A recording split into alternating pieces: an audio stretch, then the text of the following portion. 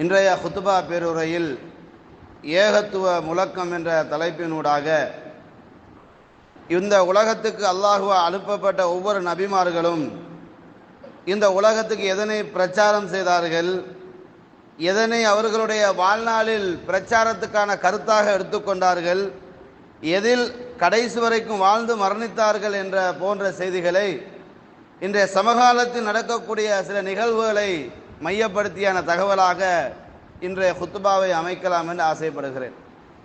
அன்பார்ந்த இஸ்லாமிய சகோதரர்களே, அல்லாஹு தஆலா இந்த பூமியை படைத்து இதில் மனிதனை வசிப்பதற்காக அவனுடைய பிரதிநிதியாக அனுப்பியிருக்கிறான்.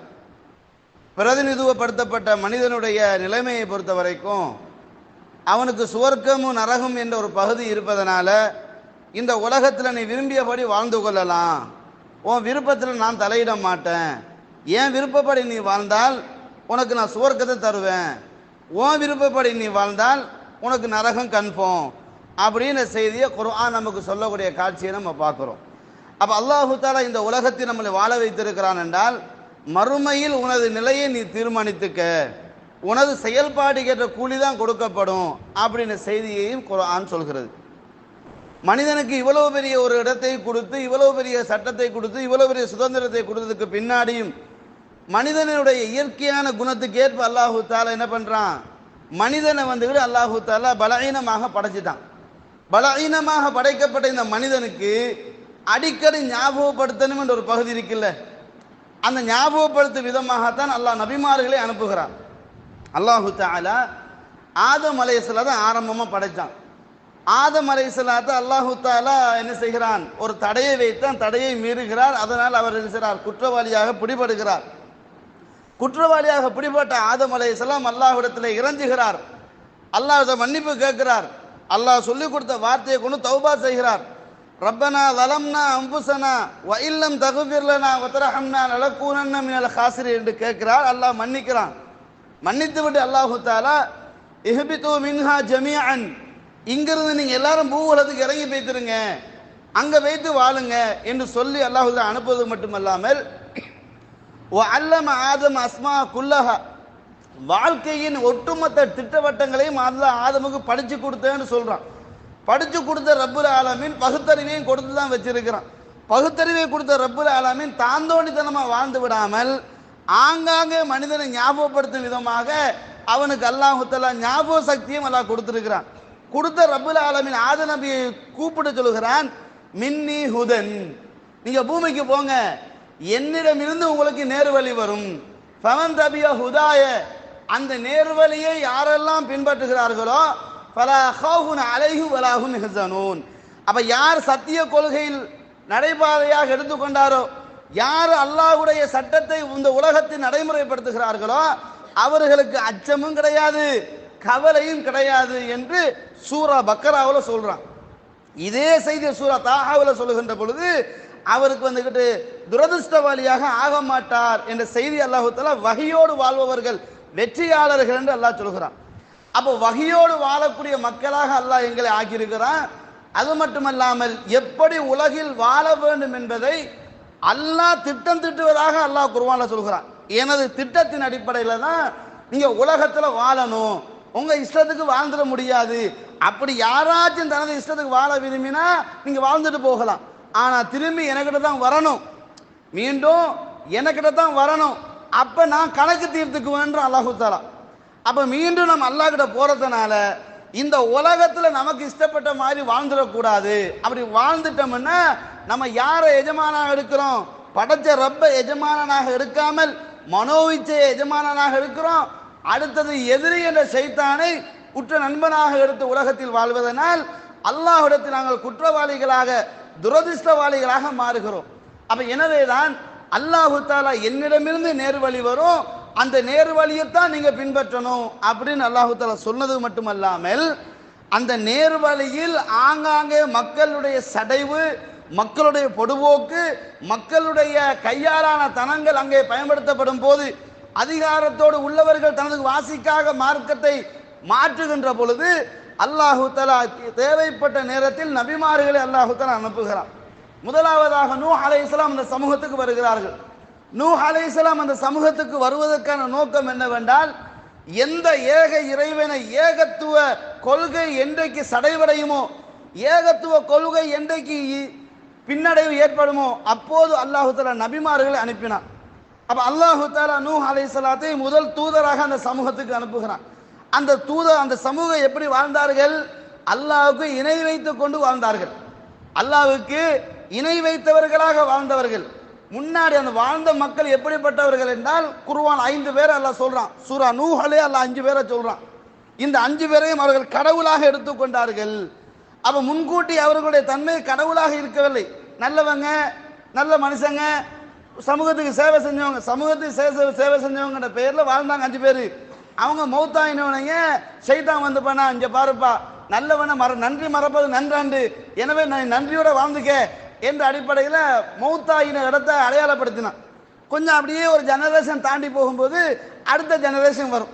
அப்ப அடுத்த ஜெனரேஷன் வரும்போது முன்னாடி என்ன நடந்தது அவங்களுக்கு தெரியாது. அப்ப யாரு சொல்லணும்? வயதுல முதிர்ந்தவர் தான் சொல்ல முடியும், இப்படிதான் இருந்தாங்கன்னு. அப்ப அவன் என்ன பண்ணிட்டான்? திருப்பி அவனே தான் வர்றான். வந்து என்ன பண்ணிட்டான்? இதுக்கு எதுக்கு தெரியுமா அடையாளப்படுத்தப்பட்டுச்சு? இவர்கள் எல்லாம் அவுலியாக்கள், நேசர்கள், அல்லாஹ்வுக்கு ரொம்ப விருப்பமானவங்க அப்படின்னு ஒரு கான்செப்டை கொண்டு வந்தான். இந்த கான்செப்ட் கொஞ்ச காலம் ஓடுது, அடுத்த ஜெனரேஷன் வருகுது. அப்ப திருப்பி வர்றான். இவங்கள யாரு தெரியுமா? இவங்க இல்லாட்டி அல்லாஹ் கிட்ட நெருங்க முடியாது, இவங்களை வச்சு தான் அல்லாஹ் நெருங்க முடியும் அப்படின்னு கான்செப்டை கொண்டு வந்து ஷிர்க்குக்கு தள்ளிட்டான். இப்படி மக்கள் அலைமோதி போகும்போது தான் அல்லாஹ் தஆலா நூஹ் அலைஹிஸ்ஸலாத்தை சமூகத்துக்கு நபியாக அனுப்புகிறான். நூஹ் அலைஹிஸ்ஸலாம் தொடர்ந்து ஒவ்வொரு நபிமாரா வர்றாங்க. ஆனால் எந்த நபி வந்தாலும் ரெண்டு கான்செப்ட் தான். எந்த நபி வந்தாலும் சரிதான். உலகத்துக்கு வந்த நபிமார்கள் 25 பேரை குர்ஆன் சொல்லுதுங்க. மற்றவங்க எத்தனை பேரும் தெரியல, ஆனா 25 பேரை குர்ஆன் சொல்லுது. இந்த 25 பேருடைய மெயின் டாபிக் என்னன்னா, அனிஅபுதுல்லாஹ வஜ்தனிபு தாகூத், ஏகத்துவம் முழக்கம் மட்டும்தான். எல்லா நபிமார்களுடைய கான்செப்ட் என்னன்னா ஏகத்துவம் முழக்கம் மட்டும்தான். சத்திய தௌஹீதை சொல்ல வேண்டும், அவ்வளவுதான். வஜ்தனிபு தாகூத். அடுத்தது அல்லாஹ்வுடைய எதிரிகளாக அல்லாஹ்வுடைய அந்தஸ்துக்கு யாரெல்லாம் உயர்த்தப்பட்டார்களோ அவர்களெல்லாம் துவம்சம் பண்ணப்பட வேண்டும், அவர்களெல்லாம் நீக்கப்பட வேண்டும், அவர்களெல்லாம் சிறுமைப்படுத்தப்பட வேண்டும், அவர்களுடைய இடங்களெல்லாம் அடித்து நொறுக்கப்பட வேண்டும். இதுதான் ஒட்டுமொத்த நபிமார்களுக்கும் அல்லாஹ் கொடுத்த கான்செப்ட்.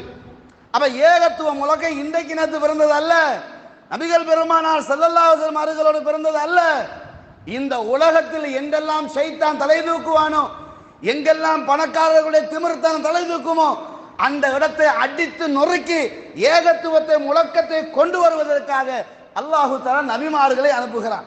அதில் முதலாவது லிஸ்ட்ல நீங்க பாத்தீங்கன்னா நூஹ் அலைஹிஸ்ஸலாம் வருவாங்க. இப்ப நூஹ் அலைஹிஸ்ஸலாம் எந்த சமூகத்துக்கு வர்றாங்க? அவர்களுடைய சமூகத்துக்கு தான் வருகிறார்கள். வந்து அந்த சமூகத்துக்கு ஏகத்துவத்தை சொல்கிறார்கள்.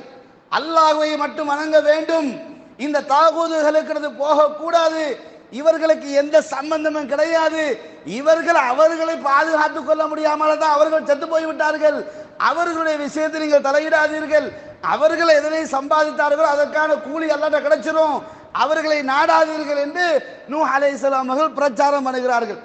இப்படி பிரச்சாரம் பண்ணும்போது அந்த மக்கள் மத்தியிலிருந்து என்ன ஆன்சர் வந்துச்சு, என்ன பதில் வந்துச்சு? நூஹ், நீ ரொம்ப ஓவரா போற, நீ ரொம்பவும் எங்களுடைய கடவுள் விவகாரத்தை கிராஸ் பண்ற, இத்தோட நிறுத்திக்க அப்படின்னு ரொம்ப எச்சரிக்கை பண்றாங்க. நூஹ் நபியை கண்டாலே போதும், துணியை தூக்கி தள்ள போது ஒரே ஓட்டம் ஓடிடுவானோ. இதனால நூஹ் அலைஹிஸ்ஸலாம் மனம் உடைஞ்சு போறாங்க. ஏகத்துவ பிரச்சாரத்தில் நூஹ் அலைஹிஸ்ஸலாம் முதலில் மனம் உடைஞ்சு போறாங்க. ஆது நபிக்கு அந்த குழப்பம் இருக்கல, ஆது நபிக்கு இந்த குழப்பமே வேற, இந்த பிள்ளைகளால படுறது விஷயம் இருக்கு, அதுதான் ஆது நபிக்கு ரொம்ப டார்ச்சரா இருந்துச்சு. ஆனா நூஹ் அலைஹிஸ்ஸலாத்துக்கு அந்த டார்ச்சர் வேற பக்கம், அடுத்தபடி சமூகத்தினுடைய குழப்பம். அல்லாஹ் தஆலா முறைப்பாடு செய்யறாங்க. எப்படி முறைப்பாடு செய்யறாங்க? தஅவுது கௌமி லைலன் வ நஹாரா, யா அல்லாஹ் என் சமூகத்தை ஏகத்துவத்தின் பக்கம், ஏகத்துவ முழக்கமாக மக்கள் மத்தியில் நான் தெரிஞ்சேன். எப்படி? தஅவுது கௌமி லைலன் வ நஹாரா, இரவு பகலாக கூப்பிட்டேன். 24 hours என்ன வேலை தௌஹீத சொல்வதுதான். லா இலாஹ இல்லல்லாஹ் என்ற வார்த்தகத்தை மக்கள் மத்தியில் கொண்டு சேர்ப்பது தான் என் வேலை. இதுல தான் நான் காலத்தை கடத்துறேன். ஃபலம் யஸிதுஹும் துஆஇ இல்லா ஃபிராரா, அவர்கள் என்னை விட்டு விரண்டோடுவதை தவிர வேற ஒன்றை எனக்கு லாபமாக கிடைக்கல ரப்பே, என்னால முடியலன்றார். ஒரு நாள் 2 நாள் அல்ல, நம்ம ஒரு பயான் வச்சுட்டோம், 2 இஜ்மா வச்சுட்டோம், 3 தெருமுறை பிரச்சாரம் வச்சுட்டோம், கபரை உடையப்படல, நசமா போகட்டும் இலக்கிய நான் வந்தேன்னு நம்ம ஒதுங்கிடுறோம். இதை நூஹ் நபி செஞ்சாரா? 950 வருடங்கள் 950 வருடங்கள் ஒரே ஹெடிங், ஒரே தலைப்பு, லா இலாஹ இல்லல்லாஹ் மட்டும்தான். இந்த 950 வருஷமும் அதாவது நூஹ் அலைஹிஸ்ஸலாம் வேற எந்த டாபிக்கும் எடுக்கலங்க, இதே டாபிக் தான், லா இலாஹ இல்லல்லாஹ் டாபிக் மட்டும்தான். அனி அபுதுல்லாஹ் வச்சுதனி பிதாகுத், அல்லாஹ்வத்தோடு இந்த 5ஐயும் தூக்கி வீசி, அப்பதான் கான்செப்ட். மக்கள்லாம் யாரும் மேக்சிமம் 1-2 பேர் விரல் விட்டுன்ற மாதிரி சேர்ந்துக்கிட்டாங்க. சேர்ந்துக்கிட்டவங்களால என்ன பண்ண முடியும்? இருக்கிறான லட்சக்கணக்கு, இவங்க மேல 5-10 பேர் என்ன செய்ய முடியும்? ஒன்றும் பண்ண முடியாது.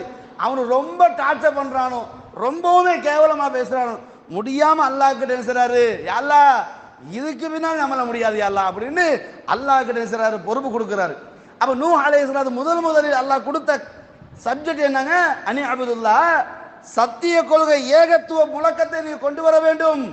வஜ்தனிபு தாகூத், என்னுடைய இடத்துக்கு எவனெல்லாம் ஆசை வைக்கிறானோ, என்னுடைய இடத்தை எடுப்பதற்கு மக்கள் யாரெல்லாம் ஒத்துழைத்து உயர்த்துகிறார்களோ அவர்களை தரமட்டமாக்கு என்பதுதான் கான்செப்ட்.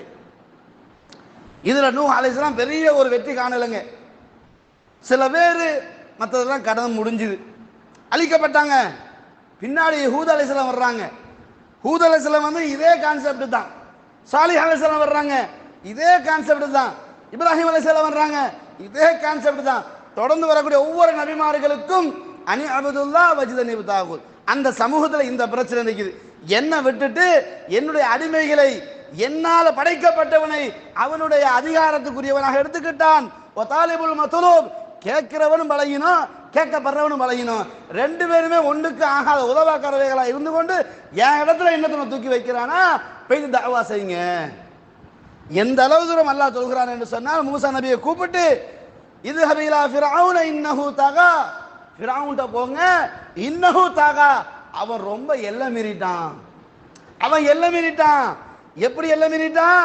அன ரப்புக்குமுல் அலா, இந்த உலகத்திலே ஹை லெவல் டாப் லெவல் கடவுள் நான் மட்டும்தான் விட்டான், என்ன மீறி ஒரு கடவுள் கிடையாது அப்படின்னு அவன் சொல்லிட்டு இருக்கிறான். நீங்க போயிட்டு அவனுக்கு பயம் பண்ணுங்க, அவனுக்கிட்ட ஒன்றுமில்லைன்னு சொல்லுங்க, அவனே படைக்கப்பட்டவன்னு சொல்லுங்க அப்படின்னு அல்லாஹு தஆலா மூசா அலைஹிஸ்ஸலாத்தை அனுப்புகிறான். இப்படி ஒவ்வொரு கான்செப்டா வருது வச்சுக்கோங்களேன். பின்னாடி வந்தவங்க நம்ம தலைவர் அல்லாஹுடைய தூதர் முஹம்மது ஸல்லல்லாஹு அலைஹி வஸல்லம், இவங்க எப்படியெல்லாம் சமூகத்துக்கு ஏகத்துவ முழக்கத்தை கொண்டு வந்தாங்க தெரியுமா? முதல்ல தான் யார் என்பதை அறிமுகப்படுத்துறாங்க, தான் யார் என்பதை அடையாளப்படுத்துறாங்க, தன்னுடைய வாழ்க்கையினுடைய யதார்த்தம் என்று புரிய வைக்கிறாங்க. அல்லாஹுடைய தூதர் அந்த சமூகத்துக்கு மத்தியில் எந்த ஒரு கெட்ட பழக்கமோ, எந்த ஒரு பாவத்துக்குரிய அடையாளமோ இல்லாமல் 40 வயசை வாழ்றாங்க. யோசிச்சு பாருங்க, நம்மளால் ஒரு நாள் வாழ முடியுங்க, நம்மளால் ஒரு நாள் காட்ட தாண்டி செல்ல முடியுமா பாவம் இல்லாமல்? அல்லாஹுடைய தூதர் 40 வருஷம் அந்த சமூகத்துக்கு மத்தியில் நேர்மையாக இருக்கிறாங்க. 40 வருஷம் அல்லாஹுடைய தூதர் பொய் பேசாம வாழ்றாங்க. 40 வருஷம் அல்லாஹுடைய தூதர் மோசடி செய்யாம வாழ்றாங்க. இவ்வளவு தூரம் கேரக்டர் கிளியரா இருக்குது, யாராலும் எந்த விமர்சனமும் கிடையாது, பொய் பேசுனது கிடையாது, ஏமாத்துறது கிடையாது, ஃப்ராடுத்தனம் கிடையாது, மோசடி கிடையாது, எந்த ஒன்றும் கிடையாதுங்க. யாரை சொன்னாலும் ஹை லெவல் பண்ற அளவுக்கு அல்லாஹ்வுடைய தூதர் இருக்கிறாங்க. இந்த அல்லாஹ்வுடைய தூதர் எல்லாம் செலக்ட் பண்றான். செலக்ட் பண்ணி ஏகத்துவத்தை கையில கொடுக்குறான். ஏகத்துவத்தை கையில கொடுத்தவனைய நபிகள் நாயகம் ஸல்லல்லாஹு அலைஹி வஸல்லம் அவங்களுக்கு வகி வந்த அந்த காலகட்டம் ரொம்ப தூரத்தில் இருக்கிறாங்க, மக்காவை விட்டு ரொம்ப தூரம் ஹீரா கோயில் இருக்கிறாங்க. அப்பதான் அவங்களுக்கு இந்த வகி சப்ஜெக்டே கிடைக்குது. இதை எடுத்துட்டு வெளியே வர்றாங்க, தந்தால காணும். சொன்னார்லப்பா ஆலயங்களை பார்த்தா ஆளை காணும், வானத்தை பார்த்தா வானத்தை காணும். ஏன்னா இவரை சிறகு முழுசா மூடிட்டுது. இதை கண்டவருக்கு நடுக்க காய்ச்சல் பிடிச்சிருதுங்க. இந்த நடுக்கத்திலேயே 3 கிலோமீட்டர் வீட்டுக்கு ஓடுறாங்க. நடுக்கத்திலேயே 3 கிலோமீட்டர் வீட்டுக்கு ஓடி போயிட்டு ஜம்மீலோனு என்ன போத்துங்க, என்ன போத்துங்க, எனக்கு என்னமோ நடக்கிற மாதிரி இருக்குது, ரொம்ப பயமா இருக்குதுன்னு ரசூல் ஸல்லல்லாஹு அலைஹி வஸல்லம் சொல்றாங்க. அப்ப அந்த தாயாரு ரொம்ப கிளியராக சாந்தப்படுத்துறாங்க, நீங்க யாருக்கு என்ன அநியாயம் செஞ்சீங்க? கஷ்டப்பட்ட மக்களுடைய கஷ்டத்தை தன்னுடைய கஷ்டமாக சுமந்து நடக்கக்கூடிய ஆள், குடும்பத்தை சேர்ந்து வாழக்கூடிய ஆள், இப்படிப்பட்டவங்களே அல்லாஹ் கேவலப்படுத்த மாட்டான். அன்றைக்கு அல்லாஹ் பத்தியுமே நம்பிக்கை இருந்துச்சுல்ல, அல்லாஹ் உங்களை வந்து என்ன செய்ய மாட்டான், இந்த மாதிரி பின்னடைவுக்கு தரமாட்டான் அப்படின்னு சொல்லிட்டு தன்னுடைய சாச்சாவுடைய மகன் வரக்கத்து பின் அவர்கள்ட்ட போறாங்க. பெய்து விஷயத்தை சொல்றாங்க. அப்போது அவர் சொல்றாரு, மூசாவிடம் வந்த அந்த ஜிப்ரீல் தான் அவங்ககிட்ட வந்திருக்கிறாரு, நீங்க நபி ஆயிட்டீங்க அப்படின்றாரு. நீங்க நபி ஆயிட்டீங்க, உங்களுக்கு வஹி வந்தாச்சு என்று சொல்லிட்டு ஒரு சப்ஜெக்டை சொல்றாங்க. என்ன தெரியுமா, நீங்க சத்தியத்தை சொல்லும் போது, ஏகத்துவ முழக்கத்தை சொல்லும் போது இந்த சமூகம் உங்களை நாடு கடத்துவார்கள் என்று சொன்னார்கள். அல்லாஹ்வுடைய தூதருக்கு பேர் என்ன தெரியுமா, ரசூலை பற்றிய சிந்தனை என்ன தெரியுமா, ரசூலுல்லாஹ்வோட ஜட்ஜ்மெண்ட் கரெக்டா இருக்கும் என்பதுதான். 36வது வருஷம் ரசூலுல்லாஹ் 36வது வருஷத்துல கஅபத்துல மீண்டும் ஒரு புனர்நிர்மாணம் செய்யப்படுதுங்க. புனர்நிர்மாணம் செய்யப்படும் போது அந்த ஹஜர் அஸ்வத் கல் இருக்குல்ல, அதை யாரு வைக்கிறது? ஏன்னா 16 கோத்திரம் வேலை செய்யுதுங்க, 16 தலைவர் இருக்கிறாங்க, 16 பேரும் பிடிச்சாலும் நெருக்கப்பட்டு செத்து போய்த்துருவானோ. அப்ப சாத்தியம் இல்லை. அப்ப நீயா நானா என போட்டி வரும்போது அங்க ஒரு மசூரா வைக்கப்படுது. நாளை அதிகாலை சுபகுக்கு யார் பள்ளிக்கு வர்றாரோ அவருடைய ஜட்ஜ்மெண்ட் எங்களுக்கு போதுமானது அப்படின்னு முடிவெடுக்கிறாங்க. முடிவெடுத்தா என்ன பண்ணணும், எல்லா கோத்திரக்காரனும் ஒவ்வொருத்தனை கூப்பிட்டு, ஏய் நம்ம தான் கல்லை வைக்கணும், நீ முன்னாடி பேசிரு, நீ முன்னாடி பேசுறீங்களா சொல்லணும். அல்லாஹ்வுல அவ்வளவெல்லாம் அறிவை கொடுக்கல. ஏன்னா நீதம் ஒன்று வேணும், ரத்தம் சிந்தக்கூடாது, காபத்துள்ள ரத்தம் சிந்தக்கூடாது இல்லை. அப்ப அதையும் அல்லாஹ் பாதுகாக்கணும். என்றாலும் அல்லாஹு தஆலா அந்த இடத்தை செலக்ட் பண்ணது யார் தெரியுமா, அல்லாஹ்வுடைய தூதர் தான் அல்லாஹ் செலக்ட் பண்றான். அதிகாலையில் நபிகள் பெருமானார் ஸல்லல்லாஹு அலைஹி வஸல்லம் அவங்க கஅபத்துல்லாஹ்வுக்கு நுழைகிறார்கள். அந்த மக்கள் எல்லோரும் சந்தோஷப்பட்டு என்ன சொன்னார்கள் தெரியுமா, இதோ முஹம்மது ஸல்லல்லாஹு அலைஹி வஸல்லம் வந்து விட்டார், இதுக்கு அநியாயம் நடக்காது, நீதமா எங்களுக்கு என்ன நீதம் கிடைக்கும் அப்படின்னு சொல்றாங்க. அப்ப நபிகள் பெருமானார் ஸல்லல்லாஹு அலைஹி வஸல்லம் மக்கள்லாம் கொண்டு பின்னாடி ஒரு புடவையை கொண்டு வர சொல்றோம், ஒரு பெட்ஷீட் மாதிரி ஒன்றை கொண்டு வாங்க. அப்ப கொண்டு வந்து விரிக்க சொல்றாங்க, விரித்தாச்சு. அப்ப ரசூலா கல்லை தூக்கி நடுவில் வச்சுட்டாங்க. ரசூலா தான் கல்லை தூக்கி வைக்கிறாங்க. வச்சுட்டு என்ன பண்றாங்க தெரியுமா, இந்த தலைவர் இல்லாம 16 கோத்திரமா அந்த 16 தலைவர் வாய்ப்பான்னு கூப்பிடுறாங்க. கூப்பிட்டு எல்லாரும் இந்த பெட்ஷீட் அப்படி எல்லாரும் இந்த துணியை தூக்கு, அப்படியே தூக்கி வந்து ரசூலா தூக்கி வச்சுட்டாங்க. இப்ப என்ன அர்த்தம், எல்லாருமே கல்லை தூக்கினாச்சு, இல்லை எந்த சச்சரவும் கிடையாது, பெரிய திருப்தி மக்களுக்கு மத்தியில், நீதம் கரெக்டா முடிஞ்சிச்சு. அப்படி நபிகள் நாயகம் ஸல்லல்லாஹு எடுக்கிற ஜட்ஜ்மெண்ட்டுக்கு யாரும் ரத்து கிடையாதுங்க. அப்ப ரசூல் ஸல்லல்லாஹு அலைஹி வஸல்லம் வஹி கிடைக்கப்படுகிறது. இந்த ஏகத்துவ வஹியை ரசூலா ஏற்றுக்கொண்ட உடனே அந்த முதலாவது வரக்கத்து பின் நௌஃபல் தாக்கீத் பண்ண உறுதிப்படுத்துறார், ஆமா நீங்க நபி தான் என்று சொல்லிட்டு அவர் வாசகம் சொல்கிறார், இந்த சமூகம் உங்களை வெளியேற்றுவார்கள், இந்த சமூகம் உங்களை விரட்டி அடிப்பார்கள்.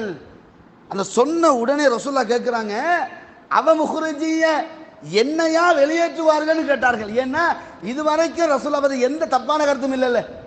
அம்மா வச்ச பேரு அஹமது, பாட்டம் வச்ச பேரு முஹம்மது, இந்த 2 பேரையும் தூக்கி எறிஞ்சு விட்டு மக்களாக வச்ச பேர் தான் அஸ்ஸாதிக் அல் அமீன். உலகத்துல யாருக்காவது அந்த பேரை வைக்கலாமா? பேரை வைக்கிற நியாயமா நடக்கிறானா?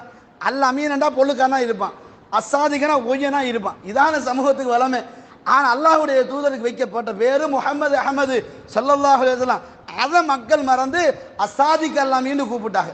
அப்படிப்பட்ட அல்லாஹ்வுடைய தூதருக்கு இந்த வாசகத்தை சொன்னோடனே அந்த வார்த்தையை ரசூலுல்லாஹ் ஜீரணிக்க முடியல. அதனால தான் கேட்டார்கள், அவ முஹ்ரிஜிய என்னை இந்த சமூகம் வெளியேற்றுவார்களா? ஆமா சத்தியத்தை சொன்னா நடக்கும் அப்படின்ட்டாங்க. ஒரு இடத்துல நாங்க நிம்மதியா வாழ்றோம், குழப்பம் இல்லை, அவன் அவனோட வேலை பண்றான், இவன் இவனோட வேலை பண்றான்னா அங்க இஸ்லாம் செத்து போனான்னு அர்த்தம். எந்த இடத்துல சத்தியம் மேலங்குதோ அந்த இடத்துல சைத்தானுக்கு வேக்கிங் கூட இருக்கும், சைத்தாண்ட வேலை கூடுதலா இருக்கும். எவனை நிம்மதியா வாழ விட மாட்டான். அவன் அப்படி சொல்லணும், இவன் இப்படி சொல்லணும்னு குழப்பிக்கொண்டே இருப்பான். இது தொண்டு தொட்டு வரக்கூடிய விஷயம். அப்ப எந்த இடத்துல நாங்க எங்க ஊர்ல எந்த பிரச்சனையும் இல்லப்பா, அவனோட பாட்டில் வைக்கிறோம், நாங்க எங்க பாட்டில் வைக்கிறோம்னா அந்த ஊர்ல சத்தியம் கொஞ்சம் கொஞ்சமா சாகுதுன்னு அர்த்தம். அந்த ஊர்ல சத்தியம் கொஞ்சம் கொஞ்சமா சாகுதுன்னு அர்த்தம். அப்படியே போகும்போது முழுசா சைத்தான ஆட்சி வந்துடும், ஏகத்துவம் நல்ல நாசமா போய்த்திரும். அப்ப இஸ்லாம் அதுக்கு ஒரு காலம் இடம் கொடுக்கவில்லை. அதனாலதான் அல்லாஹு தஆலா ஏகத்துவ முழக்கம் அப்படியே குறையும் போது நபி அனுப்பிடுவான், நபிய அனுப்பிடுவான். அனுப்பித்தான் அல்லாஹு தஆலா பாதுகாத்து வந்த மார்க்கத்தை இன்றைக்கு நபித்துவம் முற்று பெற்று விட்டது. எங்க கைகளில் தரப்பட்டிருக்கிறது. எங்களுடைய கைகளில் ஏகத்துவ முழக்கம், இஸ்லாமிய கட்டமைப்பு, ஏகத்துவத்தை நிலைநாட்டக்கூடிய அதிகாரத்தை அல்லாஹ் எங்க கையில தந்திருக்கிறான். அப்ப எங்க கையில தரப்பட்டதை நம்ம துஷ்பிரயோகம் பண்ணிவிடக் கூடாது. ஏன் தெரியுமா? இந்த துஷ்பிரயோகம் பண்ணுவோமாக இருந்தால் அல்லாஹு தாலா பண்ற விமர்சனம் கரெக்ட் ஆயிரும். இன்ன அரவணல் அமானத்தல சமாவாத்தி வல் அர்து வல் ஜிபால், நாங்க பூமி மீது, மலைகள் மீது, வானத்தின் மீது இந்த அதிகாரத்தை, இந்த அமானியத்தை நாங்கள் எடுத்து வைத்தோம். ஃபஅபைன ஐ யஹ்மிலஹா, அவைகள் சுமந்து கொள்வதை விட்டு விலகி கொண்டன. வ ஹமலஹல் இன்சான், மனிதன் சுமந்து கொண்டான். இன்னஹு கான வலூமன் ஜஹூலா, மனிதன் மடையனாகவும் ஜஹூலா மடையனாகவும் வாழுகிறான் என்று அல்லாஹு தஆலா தன் திருமறையில் சூரா அஹ்ஸாபின் கடைசி பகுதியில் சொல்கிறார். அவ ஏற்றுக்கொண்ட சத்திய கொள்கையில் நாங்கள் பிரச்சாரகர்களாக இல்லாவிட்டால், ஏகத்துவ முழக்கத்தை மக்களுக்கு ஒவ்வொரு வீடாக தட்டி கொடுக்காவிட்டால், நாங்கள் அமானித மோசடி செய்தவர்கள், மார்க்கத்தின் அமானித மோசடி செய்தவர்களாக கணிக்கப்படுவோம் என்பது இந்த வசனம் சொல்லக்கூடிய செய்திங்க. அன்பார்ந்தவர்களே, ஏகத்துவ முழக்கத்தினுடைய பிரதான கான்செப்ட் என்ன தெரியுமா? நபிகள் நாயகம் ஸல்லல்லாஹு அலைஹி வஸல்லம் அவங்க சமூகத்துக்கு மத்தியில் நபித்துவம் கொடுக்கப்பட்டு 3வது காலப்பகுதி, அதாவது ரசூல் 43வது வயதினுடைய காலப்பகுதியில் அல்லாஹு தஆலா நபியை கூப்பிட்டு சொல்கிறார், இப்போது நீங்க பிரச்சாரத்தை என்ன செய்யுங்க, முழக்க விடுங்க. இதுவரைக்கும் குடும்பம் குடும்பமாக, நண்பன் நண்பனாக ரகசியமாக நடந்துட்டு போகுது. ரகசியமாக நடக்கக்கூடிய இந்த பிரச்சாரத்தை அல்லாஹ் பப்ளிசிட்டி பண்ணுமாறு சொல்றான். பப்ளிசிட்டி பண்ணினா என்ன நடக்கும்? வெடிக்கும், பிரச்சனை தூங்காது, ஓவர் ஆகும். நபிகள் பெருமானார் ஸல்லல்லாஹு அலைஹி வஸல்லம் வேற வழி கிடையாது, வீடு வீடு அதான் தட்டிட்டோம்ல, இன்னைக்கு எல்லாரையும் ஒன்று சேர்ப்போம் அப்படின்னு சஃபா மலையில ரசூலுல்லாஹ் ஏறுறாங்க. சஃபா மலையில ஏறி அங்க உள்ள எல்லாரையும் கூப்பிடுறாங்க. கூப்பிடும்போது எல்லாருமே வந்துடுறாங்க. கூப்பிடுறது யாரு? அல்லாஹ்வுடைய தூதர், பொய் சொல்லாதவர், ஏமாத்தாதவர், பொய் காரணங்கள் சொல்லாத ஒருத்தர் கூப்பிடுகிறார் என்று எல்லோரும் ஓடி வந்து விட்டார்கள். அப்ப அவங்களோட குடும்பம் எல்லாம் வந்தாச்சு, எல்லாருமே வந்தாச்சு. ரசூல்லா வளர்க்க ஆசைப்பட்டவங்க, ரசூல்லா மீது அன்பு கொண்டவங்க, ரசூல்லா மதிச்சவங்க, ரசூல்லாவுடைய வார்த்தையை கட்டுப்பட்டவங்க, சகலரை வந்து உட்கார்ந்தாச்சு. அல்லாஹ்வுடைய தூதர் சமூகத்தை பார்த்து நாசுக்கான ஒரு கேள்வி எழுப்புறாங்க. எப்ப நான் மலையில இருக்கிறேன், இந்த பக்கம் உங்களுக்கு தெரியல, நீங்க இந்த பக்கம் இருக்கிறீங்க, இந்த பக்கம் உங்களை தாக்குறதுக்கு ஒரு படம் வந்திருக்குது என்று சொன்னால் நீங்க நம்புவீர்களான்னு கேட்ட பொழுது அந்த மக்கள் கொடுத்த வார்த்தை என்ன தெரியுமா? இதுதாங்க ஹை லெவல் பண்ணப்படுற வார்த்தை, மா ஜர்ரபுன் அலைக்க இல்லா சிதுக்கா அப்படின்னாங்க. நாங்க ஏதாவது சொன்னா கூட மௌலவில நம்பிக்கை இருந்தாலும் மனுஷன் என்ற அடிப்படையில் ஏதாவது எங்களை ஏமாத்துவதில்லை அப்படின்னு நம்ம பேசுவோம். ஆனா அந்த சமூகம் என்ன சொல்றாங்க தெரியுமா? மா ஜர்ரபுன் அலைக்க இல்லா சிதுக்கா, உங்களோட வாயால ஜோக்குக்கு கூட போய் வந்தது கிடையாது அப்படின்னா. சுப்ஹானல்லாஹ். நபிகள் பெருமானார் ஸல்லல்லாஹு அலைஹி வஸல்லம் மக்கள் சொல்றார்கள், மா ஜர்ரபுன் அலைக்க இல்லா சிதுக்கா, உங்களோட வாயால பொய் வந்தது கிடையாது அப்படின்னு சொன்ன உடனே ரசூலுல்லாஹ் அப்படி பெரிய ஒரு சந்தோஷம். நம்மளை பத்தி சொன்ன உடனே ஒரு வார்த்தை வந்துட்டேன், அப்ப சொன்னா ஓகேன்னு போட்டு தௌஹீதை சொன்னாங்க, ஏகத்துவத்தை சொன்னார்கள், லா துஸா கடவுள் இல்லை என்றார்கள், இவர்களால் எந்த பயனும் இல்லை என்றார்கள், மறுமையை பயந்து கொள்ளுங்கள் என்றார்கள். சொன்ன உடனே எழுப்பினது யாரு தெரியுமா? எங்கேயாச்சும் நீங்க போய் ஏகத்துவத்தை சொல்லுங்களேன், 3வது மனுஷன் பார்த்துட்டு இருப்பான், குடும்பக்காரன் தான் எழுப்பி நிற்பான், குடும்பக்காரன் தான் எழுப்பி நிற்பான். அப்ப அங்க முதலாவது யார் எழும்புறது? ரசூலுல்லாஹ்வுடைய பெரிய தந்தை எழும்புகிறார், கேட்கிறார், அலிஹாதா ஜமாஅத்தனா, இதுக்குத்தான் எங்களை எல்லாம் ஒன்று கூப்பிட்டியா, இதுக்குத்தான் நீ கூட்டியா, தப்பல்லக்க சாயிரல் யௌம், தினசரி அல்லாஹ் சாபம் உனக்கு உண்டாகட்டும் என்று பப்ளிக்கா பேசுறாங்க. அபுலஹப் பப்ளிக்கா அபுலஹப் என்ன சொல்றான்? அலிஹாதா ஜமாஅத்தனா, இந்த எங்க கடவுளை கேவலப்படுத்துறதுக்கு, எங்களுடைய தர்காக்களை உடைத்து நொறுக்குவதற்காக வேண்டியா எங்களை ஒன்று சேர்த்தாய், தப்பல்லக்க சாயிரல் யௌம், அல்லாஹ்வுடைய நாசம் உனக்கு உண்டாகட்டும் அப்படின்னு அவன் முழங்குறான். அல்லாஹ்வுடைய தூதரை பேசி அல்லாஹ் சும்மா விடுவானா? அவன் உடனடியா இறக்குறான், தப்பத்தியதா அபிலஹபுவதப், ஏன்டா நீ என் தூதரை கேட்கிறியா, உனக்கு விளப்பமே கிடையாது, உனக்கு நேர்வழியே கிடையாது, உனக்கு நரகம் காண்போம், உன் பொண்டாடியும் காண்போம் என்று அல்லாஹ் தஆலா இறக்கிறான். யாராச்சும் ஒரு பின்னாடி வந்தவங்க ஜோக்குக்காக அவன் சொன்னானா, நான் அல்லாஹ் ஏற்றுக்கொள்ளணும்னு சொன்னானாங்க, கடைசி வரைக்கும் சொல்லலைங்க, அதான் குர்ஆன், அதான் ரப்புல் ஆலமீன் வார்த்தை. அப்ப பாருங்க, முதலாவது ஏகத்துவ முழக்கத்தை கொண்டு வந்த பொழுது குடும்பத்தால எதிர்க்கப்படுறாங்க, பின்னாடி சமூகத்தால விரட்டப்படுறாங்க, இப்படி எல்லாம் நிறைய பிரச்சனை. ரசூலா என்ன பண்ணாங்க? ரசூலா என்ன சொன்னாங்க? ரசூலா என்னத்தை கேட்டாங்க? ஏனப்பா இந்த கடவுளை வணங்குகிறீர்கள், ஏனப்பா இந்த கபரை மண்டியிடுகிறீர்கள் என்று கேட்ட பொழுது, இந்த அவுலியாக்கிட்ட என்ன போறான் என்று கேட்டா, மான அபுதுஹும், அவன் கொடுத்த பதில் மான அபுதுஹும், நீங்க என்ன தப்பா புரிஞ்சு கொண்டீங்க, நாங்க இவர்களை வணங்கவில்லை, நாங்க இவங்கிட்ட வந்து சுஜூது செய்யவில்லை, இல்லா லியுகர்ரிபுனா இலல்லாஹி ஸுல்ஃபா, அவுலியாக்களை கொண்டு வசீலா மட்டும்தான் தேடுறோம், அவுலியாக்களை கொண்டு நாங்க வசீலா மட்டும்தான் தேடுறோம், இவர்களை நாங்கள் வணங்கவில்லை. 5 நேரம் பள்ளிக்கு தானே போறோம், குர்ஆன் தானே ஏற்றுக்கொண்டோம், நபிகள் பெருமானார் ஸல்லல்லாஹு அலைஹி வஸல்லம் உயிரவு மேல நாங்கள் ஏற்றுக்கொண்டோம். அப்ப அல்லாஹ்வை வணங்குகிறோம், குர்ஆனை ஏற்றுக்கொண்டோம், ஜகாத்து கொடுக்கிறோம், சதகாக்கள் செய்கிறோம், நோன்பு பிடிக்கிறோம், எல்லாத்தையும் செய்கிறோம். அப்ப நாங்க எங்கப்பா இந்த வணங்கினோன்னு ஒரு கேள்வி எழுப்புறாங்கல்ல, இதைத்தான் ரசூலா எழுப்பினாங்க. அப்ப ரசூலா கேட்கிறாங்க, ஏன்னா இதை போய் வணங்குறிய? என்ன சொன்னார்கள்? மான அபுதுஹும், அல்லாஹ்வுடைய தூதரை பார்த்து சொல்றாங்க, உங்க கற்பனை தவறா இருக்குது, உங்க புரிதல் தவறா இருக்குது, நாங்க இந்த அவுலியா கிட்ட வர்றது, இந்த ஜியாரத்துக்கிட்ட வர்றது இவங்களை வணங்குறதுக்கா, இவங்களை கண்ணியப்படுத்துறோம், அவ்வளவுதான், வேற ஒன்றும் இல்லைங்க. நான் ஒரு புறம்போக்கு, நான் ஒரு கொள்ளக்காரன், நான் ஒரு வட்டியில் இருக்கிறவன், நான் தப்பானவன், இவங்க அவுலியாக்கள், நாதாக்கள். அவுலியாக்கள் யார்? அவுலியாக்களை பொறுத்த வரைக்கும் லா ஹவுஃபுன் அலைஹிம், அவங்களுக்கு எந்த பயமும் கிடையாது. டிரெக்டா அல்லாஹ் கிட்ட அல்லாஹ்வே சொல்லிட்டான்ல, அவுலியாக்களுக்கு எந்த ஒரு தாட்சவியம் கிடையாதுங்க, டிரெக்டாக அல்லாஹ்வோட இருக்கிறவங்க இல்லையா. அல்லாஹ் இன்ன அவுலியா அல்லாஹ், அல்லாஹ்வுடைய நேசர்களை பொறுத்த வரைக்கும் அவங்களுக்கு எந்த ஒரு பிரச்சனையும் இல்லைன்னு அல்லாஹ் சொல்லிட்டான்ல. நம்ம பிரச்சனைக்குரியவன், நம்ம பிரச்சனைக்குரியவன் என்பதனால தானே இவங்கிட்ட வந்திருக்கிறோம். அப்ப வணங்குறதுக்காக வந்தோம் இல்ல, வசீலாவுக்காக வந்தோம். இவர்களை இடைத்தரகர்களாக நாங்கள் பயன்படுத்துகிறோம். இவர்களை நாங்கள் வணங்கவில்லை என்று அன்றைக்கு இருந்தவன் சொன்னா அதைத்தான் இவனும் சொல்றான். இவன் என்ன பண்றான்? ஏன்னா அப்துல் காதர் போற, ஏன்னா இந்த அவுலியா அந்த அவுலியா ஓடுற, என்ன செய்ய மௌலவி, நம்ம எல்லாம் பாவிங்க, நம்ம எல்லாம் மோசடிக்காரங்க, அவங்க எல்லாம் நல்லவங்க, நல்லவங்கன்னு சமூகத்தை வாழ்ந்துட்டாங்க. அப்ப நம்மளாக போறதை விடவும் அவரை அனுப்பி கேட்கறது நல்லமா இல்லையா? ஒரு ஜனாதிபதி கிட்ட நேரடியா போக முடியுமா? ஒரு மந்திரி கிட்ட நேரடியா போக முடியுமா? போக முடியாதுல்ல. ஏன்? வாப்பா கிட்ட நேரடியா கேட்பானா? உம்மாவை பிடிச்சி தானே வாப்பாட்ட கேட்கிறான். அப்ப உம்மாவை பிடிச்சே வாப்பாட்ட கேட்க அல்லா மட்டும் என்ன சின்னதா? அவன் எவ்வளவு பெரிய ஆளு, அவன் எங்கே இருக்கிறான், நம்ம இங்கே இருக்கிறோம், அதனால இப்படி கேட்கிறேன்றான். ஏண்டா அல்லாஹ்வுடைய தூதருக்கு இது தெரியாதாக்கும், அல்லாஹ்வுடைய தூதருக்கு இது புரியாதாக்கும். அல்லாஹ்வுடைய தூதர் என்ன சொல்கிறார்கள்? இப்னு அப்பாஸ் ரலியல்லாஹு கூப்பிட்டு, இதா சஅல்த, உனக்கு ஏதாவது ஒன்று தேவைன்னா ஃபஸ்அலில்லா, டைரக்டா அல்லாஹ்ட்ட மட்டும் கேளுண்டாக.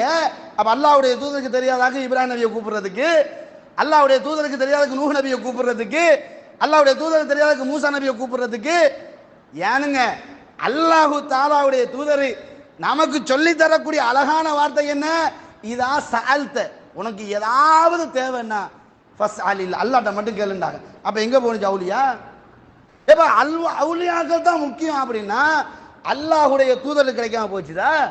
யோசித்து பாருங்கள் அன்பார்ந்த இஸ்லாமிய உறவுகளே.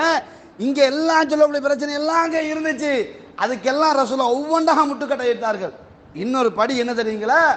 நிரந்தர நரகத்தில் தள்ளக்கூடியது தான் தர்காவோடு கட்டிப்பிடிச்சு கிடக்கிறது. இன்றைக்கு தர்காவை கட்டிடுறான், அதுக்கு என்ன ஊத்துறான், அதுக்குன்னு பாத்தியா ஓதுறான், அதுக்குன்னு கந்தூரி கொடுக்கறான். இதெல்லாம் எங்க இருந்து நான் கலவரத்தீங்கன்னு பார்த்தா இந்துக்களோட அவ்வளவு கலாச்சாரம் இவன் கொண்டாந்துட்டான். இந்துக்கள் தான் அந்நிய மதம், அந்நிய சமூகத்தில் இருந்து ஒவ்வொன்றாக கெச் பண்றான், ஒவ்வொன்றாக கலவரக்கிறான். நாங்கெல்லாம் விடுபட்டவங்களா, அவனை விட நாங்க எவ்வளவு ஒஸ்தி அப்படின்னு ஒவ்வொன்றா கொண்டு வந்தான். அவன் தீ மிதிக்கிறானா நாங்க மிதிப்போம், அவன் சந்தன அவன் வந்துட்டு தேர் இழுக்கிறானா நாங்க சந்தன கூட இழுப்போம், அவன் அது பண்றானா நாங்க குத்திக்குவோம், அவன் வந்துக்கிட்டு கம்பி ஏத்துறானா நாங்களும் குத்திக்குவோம், அவனை விட நாங்க இலக்காரமானு கேட்கிறான். ஏன்னா அவன் தான் அறியாம செய்யறான்னு சொன்னா நீயும் புரியாம போவியா? அப்ப இஸ்லாம் எதெல்லாம் தடுக்குது, இஸ்லாம் எதெல்லாம் வெறுக்குது? தன்னைத்தானே நோவினைப்படுத்த இஸ்லாம் தடை செய்யலையா? இஸ்லாம் தன்னைத்தானே வரித்துக் கொள்வதை இஸ்லாம் தடுக்கலையா? அன்பார்ந்த இஸ்லாமிய உறவுகளே, இஸ்லாத்தின் கான்செப்ட் என்ன தெரியுங்களா? எந்த ஊரில் கபர் இருக்குதோ அந்த ஊர் சாபத்துக்கான இடம். எந்த ஊரு கபர் இருக்குதோ யார் அதை ஆதரிக்கிறார்களோ அவர்கள் சாபத்துக்குரியவர்கள். நான் சொல்லல, அல்லாஹ்வுடைய தூதர் சொல்றாங்க.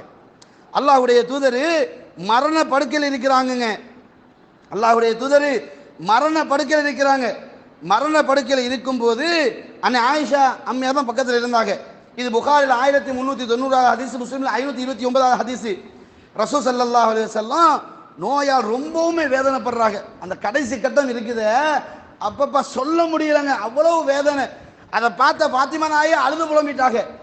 அவ்வளவு தூரம் கஷ்டப்பட்ட அல்லாஹ்வுடைய தூதர் திடீரென்று மயக்கமிட்டு கண் விழித்து சொன்னார்கள், லஅன அல்லாஹுல் யஹூத வன் நஸாரா, அல்லாஹ் தஆலா யூதர்களை நசாராக்களை சபிப்பானாக. இன்னொரு ஹதீஸ், காத்தலஹுல்லாஹ், அல்லாஹ் அவர்களை அழித்து விடுவானாக என்று ரசூல் கடுமையாக வாசகத்தை சொல்லிவிட்டு காரணத்தை சொல்றாங்க. என்ன காரணம்? இத்தஹது குபூர் அம்பியாஹி மசாஜிதா, நபிமார்களுடைய அடக்க ஸ்தலங்களை தொழும் இடங்களாக வணக்க ஸ்தலங்களாக எடுத்துக்கொண்டார்களே, இதனால் அல்லாஹ் தஆலா அவர்களை சபித்து விடுவானாக என்று சொல்லிட்டு ரசூலுல்லாஹ் சொன்னார்கள், எனது கபரை பள்ளிவாசலாக ஆக்கி விடாதீர்கள் என்று எச்சரிக்கையாக சொல்வது மட்டுமல்லாமல் இன்னொரு செய்தியை மேலதிகம் அல்லாஹ்விடத்தில் பிரார்த்தனையாக சொன்னார்கள். எப்படி? அல்லாஹ் சொல்கிறார்கள், இறைவா உன்னிடத்தில் நான் ஒரே ஒரு ரிக்வெஸ்ட் கடைசியா வைக்கிறேன், லா தஜ்அல் கப்ரி வஸன யுஅபத், எனது கபரை வணங்கும் இடமாக, கொண்டாடும் இடமாக, நாரிசா கொடுக்கும் இடமாக, ஓதி தீர்க்கும் இடமாக, கந்தூரி கொடுக்கும் இடமாக, பூஜிக்கும் இடமாக ஆக்கிவிடாதே யா அல்லாஹ் அப்படின்னு அல்லாஹ்வுடைய தூதர் கேட்கிறாங்க. உலகத்திலே மிகப்பெரிய மகான் அல்லாஹ்வுடைய தூதர், உலகத்திலே மிகப்பெரிய அவுலியா அல்லாஹ்வுடைய தூதர். அந்த அல்லாஹ்வுடைய தூதர் கடைசியாக சாபம் இடுகிறார்கள், யூதர்களையும் கிறிஸ்தவர்கள் அல்லாஹ் அழித்து விடுவானாக, சபித்து விடுவானாக என்று சொல்கிறார்களே. காரணம் என்ன? என்ன மேட்டர்னு பார்த்தீங்கன்னா, அடக்க ஸ்தலத்தை கண்ணியப்படுத்துதல், அடக்க ஸ்தலத்தை பூஜை ரூமாக மாற்றுதல், அடக்க ஸ்தலத்தை மையப்படுத்தி சாப்பாடு கொடுத்தல், இதை ரசூல் அன்றைக்கே தடுத்தாங்க. அப்ப இன்றைக்கு லா ஹவுல வலா குவத்த இல்லா பில்லாஹ் வக்ஃப் சபைக்காரன் இவன்லாம் யாருங்க? இவன் ஒரு பள்ளியை ரெஜிஸ்டர் பண்றதும் சொத்துக்களை பாதுகாக்கிறதும் இவன் பொறுப்பு. ஊருக்குள்ள வந்து கொட்டையை குழப்பது இவன் பொறுப்பு கிடையாது. காசை வாங்கினா எதை வேணுமென்றாலும் பண்ணிடலாமா? அன்பார்ந்தவர்களே, மார்க்கம் எங்கள் உயிர் மூச்சு, ஏகத்துவம் என்பது எங்கள் உயிர் நாடி. ஏகத்துவத்தில் குழப்பமா? நாங்கள் ஒரு காலமும் ஜீரணிக்க மாட்டோம். அன்பார்ந்தவர்களே, அந்த இடத்தை பொறுத்தவரைக்கும், அந்த பகுதியை பொறுத்தவரைக்கும் சாபத்துக்கான இடம். நான் சபிக்கவில்லை, அல்லாஹ்வுடைய தூதர் சபித்தார்கள். அல்லாஹ்வுடைய தூதர் சாபம் வஹி, வமா யன்திகு அனில் ஹவா, அல்லாஹ்வுடைய தூதர் சத்தியமாக பேசினால் அது வஹி என்று அல்லாஹ் சொல்கிறார். அன்பார்ந்தவர்களே, அப்போ நல்லா புரிந்து கொள்ள வேண்டும், நபிகள் பெருமானார் ஸல்லல்லாஹு அலைஹி வஸல்லம் கடைசியாக தன் மரணத்தின் கடைசி தருணம் அல்லாஹ்விடம் கேட்டுக்கொண்டது என்ன தெரியுமா? என்னுடைய கபரை வணக்க ஸ்தலமாக, கண்ணியப்படுத்தும் இடமாக, புகழாரும் பாடும் இடமாக, மக்கள் வந்துகிட்டு கும்மி அடிக்கணுமாக மாற்றி விடாதே யா அல்லாஹ், என்னை பாதுகாத்துரு. இந்த அவுலியாக்கெல்லாம் எதுக்கு உருவாக்குறான் தெரியுமா? காசுக்கு தான், வேற ஒன்றுக்கும் கிடையாது. காசுக்கு மட்டும்தாங்க. ஏன்னா உண்மையிலேயே உன்னுடைய கான்செப்ட்ல கரெக்டா இருந்தா எதுக்கு பிரான்ச் உருவாக்குற? எதுக்கையா பிரான்ச் உருவாக்குற?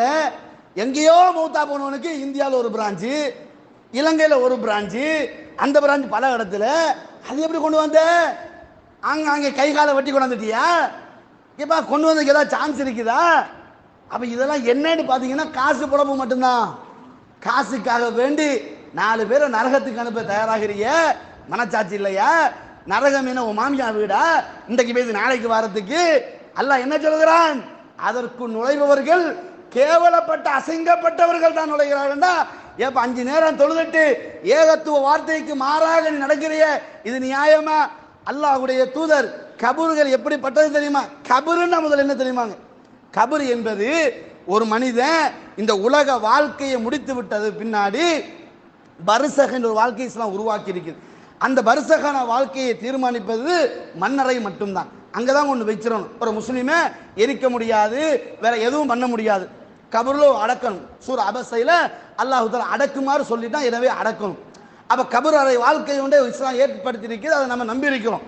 அங்க போனா அவருக்கு இந்த உலகத்துக்கு எந்த சம்பந்தமும் கிடையாது. திருமறை குர்ஆன் சூரா முஃமினூன் 100ஆம் வசனத்தை அல்லாஹ் தஆலா சொல்லுகின்ற பொழுது பர்சகுன் இலா யௌமி யுபஅஸூன், பர்சகன வாழ்க்கை, மறுமை வரைக்கும் எந்த சம்பந்தமும் கிடையாது.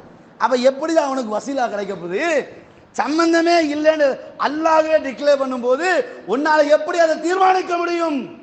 அன்பார்ந்த இஸ்லாமிய உறவுகளே, நன்றாக ஒரு விஷயத்தை புரிந்து கொள்ளுங்கள். உங்கள யாராவது ஒருத்தர் அவங்க செஞ்சா செஞ்சுட்டு போகட்டுமே என்று நீங்க நினைத்தால் திடீரென்று நீங்க சில நேரம் குரங்குகளாக நீங்கள் மாற்றப்படலாம். ஏனென்றால் முன்னாடி வாழ்ந்த காலத்தில் அல்லாஹு தஆலா விஷயத்தை தடுக்கிறான். சனிக்கிழமை மீன் பிடிக்காது ஏன்னு தடுத்தான். இவன் என்ன பண்ணானுவோ, வெள்ளிக்கிழமை குழியை தோண்டி வச்சுட்டு ஞாயிற்றுக்கிழமை எடுத்து மீன் அள்ளிட்டு வந்தான். நல்ல மக்கள் வந்து தடுத்தாங்க, டேய் சூழ்ச்சி செய்யாத, அல்லாஹ்வுடைய சட்டத்தில் சூழ்ச்சி செய்யாதன்னு தடுத்தாங்க. இன்னொரு கூட்டம் வந்து உனக்கே என் தேவையில்லாத வேலை, அவன் தான் செஞ்சுட்டு போறான், உனக்கு என்ன பிரச்சனை? அல்லாஹு தஆலா செய்தவனையும் தடுத்தவனை தடுத்தானே, இவனையும் அல்லாஹ் குரங்குகளாக மாட்டி விட்டான். அப்ப அல்லாஹு தஆலா தடுத்ததை நீங்கள் செய்தால், நீங்கள் சூழ்ச்சி செய்தால், அதை நீங்க ஆதரித்தால் ஏன் அல்லாஹ் உங்களை குரங்குகளாக மாற்ற மாட்டான்? அல்லாஹ் எங்கேயாச்சும் சொன்னானா? மாற்றலாம், வாய்ப்புண்டு. பிற்பட்ட காலத்தில் ஒரு சமூகம் குரங்குகளாக பன்றிகளாக மாற்றப்படுவார்கள். இது புகாரியுடைய ஹதீஸிலே சத்திய வாக்கு. அன்பார்ந்த இஸ்லாமிய உறவுகளே, அதனால ஒரு காலமும் ஒரு வினாடியும் நீங்கள் என்ன செய்து விடக்கூடாது? ஏகத்துவ முழக்கத்தை பின்வாங்கி விடக்கூடாது. குடும்பம் பிரியும், சமூகம் பிரியும் என்றெல்லாம் பார்க்கக்கூடாது.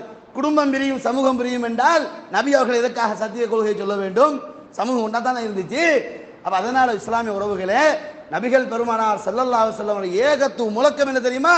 தர்காக்களை அடித்து உடை. இது நான் சொல்லவில்லை, அல்லாஹ்வுடைய தூதர் சொல்கிறார்கள். அலி பின் அபி தாலிப் ரலியல்லாஹு அன்ஹு சொல்கிறார்கள், அல்லாஹ்வுடைய தூதர் எனக்கு இட்ட கட்டளை, பூமியை விட்டு உயர்ந்திருக்கும் தர்காக்களை, கபறுகளை மட்டமாக்கிரு, தரமட்டமாக்கிரு, ஒன்றை ஓட்ட விட்டுறாத என்ற செய்தியை நம்ம பார்க்கிறோம். ரசூல் இப்னு அலி ரலியல்லாஹு ஆட்சி காலத்தில் ஒருத்தரை கூப்பிட்டு, நீ போ, எங்கெல்லாம் கபரை தரையில இருந்து மேலாக காணுகிறாயோ அவ்வளோத்தையும் மட்டப்படுத்திரு அப்படின்னு செய்தியை நம்ம பார்க்கிறோம். அப்ப இப்படி ஏராளமான செய்திகள். தர்காக்கள், கபறுகள் என்றால் அந்த இடத்தை போகும் பொழுது மறுமை ஞாபகம் வரணும், மறுமை ஞாபகம் வர வேண்டும், வேற ஒன்றும் கிடையாது. ஆனா இந்த கபர்கிட்ட போனா, ஜியாரத்துக்கிட்ட போனா பிள்ளைய கேட்கிறான். அவர் என்ன வியோஜி வேலை பண்ணிட்டு இருக்கிறார், பிள்ளைய கேட்கறதுக்கு. அவுளியா கிட்ட வந்து பிள்ளைய கேட்கிறான். அவுளியா கிட்ட போது காசை எனக்கு பொருளாதாரம் கேட்கான். தொழுதுட்டு வருவாங்க, தொழுதுவாங்க, ஜியாரத்துக்கிட்ட போய் 2 ரூபா காசை போட்டு அப்படி பேசிடுவான். என்னையா கேட்டேன்? 2 ரூபா போட்டேன், 2 லட்சம் தான் கேட்டேன். ஏன்னா 2 ரூபாய்க்கு 2 லட்சம் லாபம் உனக்கு இல்லை, நம்ம அவுளியா பார்த்துக்குவாரு. ஆனால் அவரை பார்த்துக்கொள்ளாம தானே உள்ளுக்கு போய் கிடக்கிறாரு. அவரையும் அவரை பாதுகாத்துக் கொள்ள முடியாம தான் உள்ளுக்கு கிடக்கிறாரு. அவரை பாதுகாக்க முடியும், என்ஜாய் பண்ண வேண்டியது எங்களோட வந்து. அப்போ நல்லா புரிஞ்சு கொள்ளுங்க, செத்தவன் செத்தவன் தான், வர முடியாது ஒரு காலமும். இதை அதாவது அபூபக்கர் தெளிவாக சொன்னார்கள். ஒமையாபது முஹம்மதன், யார் முஹம்மதை வணங்கினாரோ அன்னஹு கது மாத், அவர் மூத்தாயிட்டார். ஒமைய அப்துல்லாஹ், யார் அல்லாஹை வணங்கினாரோ ஹுவ ஹய்யுல் லா யமூத், அல்லாஹ்வுக்கு மூத்து கிடையாது. அப்ப செத்தவன்ட பேசி எதுக்கியா கேட்க போற? அல்லாஹ்வுடைய தூதரே சஹாபாக்கள் மௌத்துக்கு பிறகு என்ன செய்யல? நபியாக பின்பற்றினார்களே தவிர அல்லாஹ்வுடைய தூதரை கபுகிட்ட போய், அல்லாஹ்வின் தூதரே ரொம்ப கஷ்டமா இருக்குது, ஏதாவது பண்ணுன்னு கேட்டாங்களா? இதை சொல்லுமா வெக்கம் இல்லாம சில பேர். என்ன இலியாஸ் ரஹ்மத்துல்லாஹுக்கு ரசூலா கனவு வந்து சொன்னாங்களா, நீங்க வாங்க கபாக்கு நம்முடைய தர்பாருக்கு. இவர் உடனே பெய்தாரான். பெய்து நான் ரசூலா சந்திக்கணும். சந்திக்க முடியாது, ஏங்க நான் வந்திருக்கேன் சந்திக்க, ரசூலா என்ன கனவு சொன்னாங்க. இன்னும் தான் பகா கொடுத்து உள்ளுக்கு போனாராம். உள்ளுக்கு போனோடனே ரசூலா கை வெளியே வந்துச்சான். லா ஹவ்ல வலா குவத்த இல்லா பில்லாஹ். இப்படியெல்லாம் கதைகளை கட்டி சமூகத்தை வழிகெடுக்கிற கூட்டத்தை பார்க்குறோமா இல்லைங்களா? அப்ப அதனால அன்பார்ந்த இஸ்லாமிய உறவுகளே, இஸ்லாத்தினுடைய ஏகத்துவ முழக்கம் என்ன தெரியுமா? ஷிர்க்குக்கான அடிப்படை அனைத்தும் உடைத்து நொறுக்கினது. எந்த அளவு தூரம் அல்லாஹ்வுடைய தூதருடைய ஏகத்துவ பிரச்சாரத்தின் முடிவு என்ன தெரியுமா? ரசூலுல்லாஹ் சொன்னார்கள், குந்து நஹைதுக்கும் அன் ஜியாரத்தில் குபூர், கபர் அடிக்கு போவதை நான் உங்களுக்கு தடுத்திருந்தேன். ஃபஸூருஹா, இப்ப நீங்க போகலாம், ஆனா அங்க போனால் மறுமை ஞாபகம் வர வேண்டும், மறுமை ஞாபகம் வர வேண்டும், கபர் வாழ்க்கை ஞாபகம் வர வேண்டும். அப்ப ஜியாரத்துக்கு போனால் நானும் மூத்தாய் அந்த இடத்துக்கு வருவேனே என்ற அச்சத்தை ஏற்படுத்தக்கூடிய ஒன்றாக இருக்கணுமே தவிர அங்க சந்தன குச்சியை வச்சு எண்ணெய் ஊத்தி போட்டு அப்படி தட்டுறது கிடையாது. கபூரை கட்டிப்பிடிச்சு படுக்கிறானுங்க, ஏன்னா வளர்க்குறோன்னா அவுலியாக்கள் தானே அப்படின்னா. ரசூலுல்லாஹ் சொன்னார்கள், ஒரு மனிதர் ரசூலுல்லாஹ் வர்றாங்க, ஒரு மனிதர் கபரோடு சாஞ்சி படுத்துட்டு இருக்கிறார். ரசூலுல்லாஹ் சொன்னார்கள், கபரில் உள்ளவனை தொந்தரவு பண்ணாதன்றாங்க. சுப்ஹானல்லாஹ். அல்லாஹ்வுடைய தூதர், கபூர்ல உள்ளவனுக்கு நீ எதுக்கு தொந்தரவு பண்ற, ஏன் அதில் சாஞ்சி படுக்கிற? ரசூலுல்லாஹ் சொன்னார்கள், நீங்கள் கபருக்கு மேலால் என்ன சுண்ணா பூசவும் வேண்டாம், கட்டி வச்சிருக்கிறான், சுண்ணா பூசவும் வேண்டாம், அந்த இடத்த உட்காரவும் வேண்டாம், அதை நோக்கி தொழவும் வேண்டாம் என்று நபிகள் பெருமானார் ஸல்லல்லாஹு அலைஹி வஸல்லம் தடுத்து விட்டார்களே. கபருடைய வைத்து குர்ஆன் ஓதாதன்னாங்க அல்லாஹ்வுடைய தூதர். கபருடைய வைத்து குர்ஆன் ஓதாத. இவன் என்ன பண்ணிட்டான், வக்ஃப் சபைக்கு போயிட்டு அங்க போயிட்டு இங்க போயிட்டு நாங்க குர்ஆனை மட்டும் ஓதிட்டு போறோமே, நாங்க ஸலவாத்தை மட்டும் ஓதிட்டு போறோமே, நாங்க கந்தூரி கொடுக்க மாட்டோம், கத்தம் கொடுக்க மாட்டோம், பாத்தியா கொடுக்க மாட்டோம், கொடிமரம் ஏற்ற மாட்டோம், ஒன்றும் பண்ண மாட்டோம், இதை மட்டும் செய்யறமே என்று கேட்டதுக்கு லா ஹவ்ல வலா குவத்த இல்லா பில்லாஹ் ரொம்ப கடும் வாசகத்தில் போட்டு ஏசணும். மிம்பர் மேடங்க எந்த அளவு தூரம் என்றால் ஷிர்க்குக்கு அனுமதி கொடுத்து விட்டு போய்விட்டார்கள். இதுதான் தொடக்கம். மூடினத்தை ஆரம்பித்தவர்கள் எல்லாம் நாளை மறுமையில் வல்லாஹி சாட்சி சொல்ல வேண்டும். அல்லாஹ்வுடைய மார்க்கத்தில் கையெடுக்கிறீங்களா, அல்லாஹ்வுடைய சத்திய கொள்கையை தகரவோட நொறுக்கிறீங்களா, அதிகாரம் இருந்தால் ஆட்சி இருந்தால் எதையும் பண்ணிடலாமா?